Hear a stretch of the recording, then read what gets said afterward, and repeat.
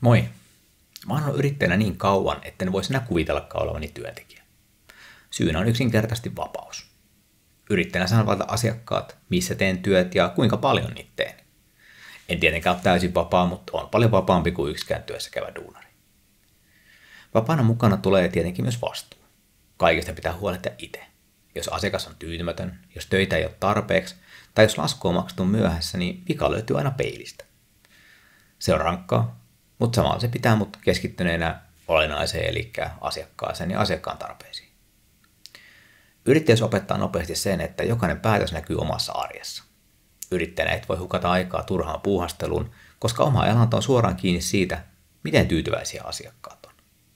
Tämä pitää bisneksen selkeänä ja suoraviivaisena. Yrittäjyys on jatkuvaa valintojen tekemistä ja seurausten hyväksymistä.